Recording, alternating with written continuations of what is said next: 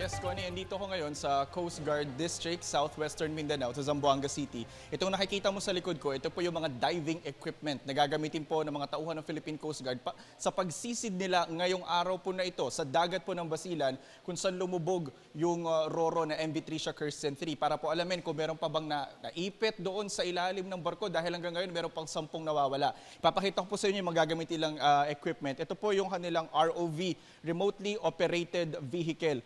May kable po ito na kayang na ang haba ay aabot hanggang 300 meters ang haba. So pwede po yan bumaba doon sa ilalim ng dagat. Yung lalim po nung pinaglubugan ng Roro ay nasa 76 meters. So kakayanin po nitong ROV nito. Tapos meron po yung controller, merong screen kung saan makikita ng operator yung mga nakikita nitong ROV. Tapos ito naman po yung underwater scooter.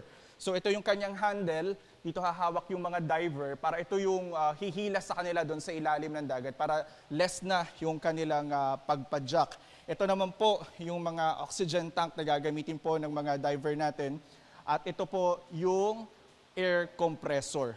Connie, sa ngayon ay nandito na po sa Zamboanga City yung 19 na technical divers ng Philippine Coast Guard, pati isang ROV operator na siya pong pupunta na doon mamaya sa may dagat ng Basilan, sakay po ng BRP to Bataha para nga po magsagawa ng search operation doon sa area. Ang sabi po, dumating na rin po rito yung investigating team mula Maynila na siya pong mag-iimbestiga kung ano ba talaga nangyari, paano lumubog yung Roro at yung mga sinasabi ng ilan na may mga tao, may mga pasahero na nakasakay doon sa barko pero wala sa manifesto.